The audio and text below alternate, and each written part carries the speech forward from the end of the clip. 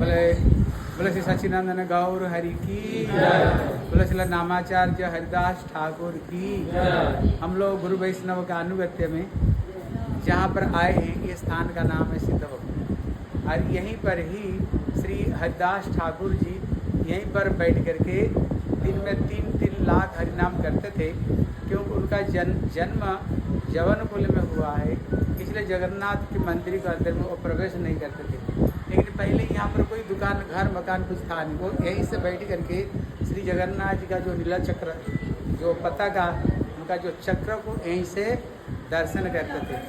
लेकिन हरिनाम का महिमा कितना देखो, दिन में 3-3 लाख हरिनाम करते थे, इसलिए ये भगवान को पास में नहीं, भगवान इनको पास में आते। इतना नहीं, इनके लिए आते समय स्वयं सच्चिदानंद गौर हरि इनके लिए जगन्नाथ जी का प्रसाद भी लाया करते थे यहीं पर, और हरिदास ठाकुर निश्चिंत होकर के भजन करते थे और जगन्नाथ जी का प्रसाद पाते थे। एक दिन हरिदास ठाकुर जी जब वृद्ध हो गए, उनसे और 3-3 लाख हरिनाम नहीं हो पा रहा है।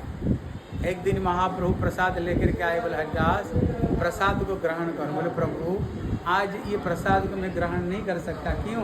आज मेरी जो संख्या माला हमारी पूरी नहीं हुई है।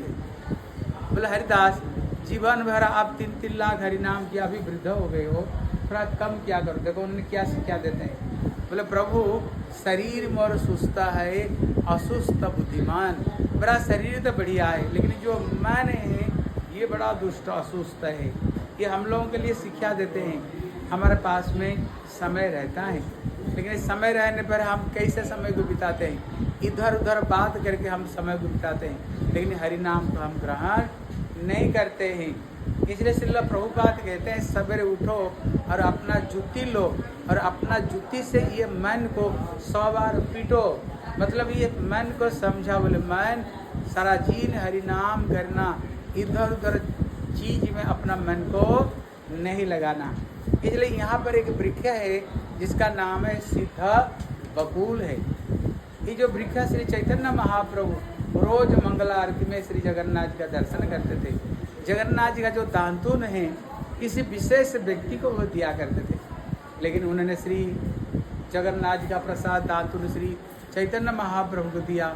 महाप्रभु उसी दांतुन को ला करके यहीं पर उन्होंने काट दिया, तो ये बड़े सुंदर ये बकुल वृक्ष हो गया।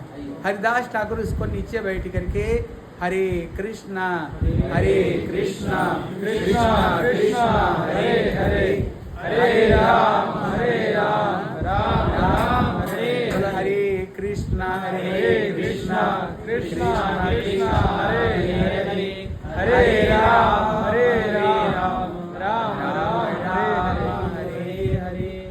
हरिनाम करते थे इसी वृक्ष को नीचे। एक दिन किया हुआ, जैसे जगन्नाथ जी रथ यात्रा हो रही है, रथ यात्रा का समय में एक पहिया किसी तरह से टूट गया।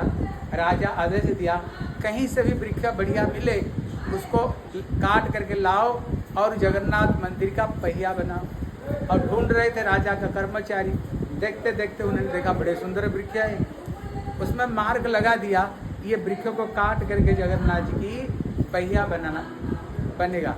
लेकिन उसी समय में यहाँ पर एक वैष्णव भजन करते थे जिनका नाम था श्री जगन्नाथ दास बाबू महाराज। उन्होंने देखा कहाँ वृक्ष श्री चैतन्य महाप्रभु अपना हाथों में लगाया, जिसको नीचे हरिदास ठाकुर जी 3-3 लाख हरिनाम करते थे। अगर ये वृक्ष कट जाएगा तो महाप्रभु का स्मृति, हरिदास ठाकुर का स्मृति ही नष्ट हो जाएगी।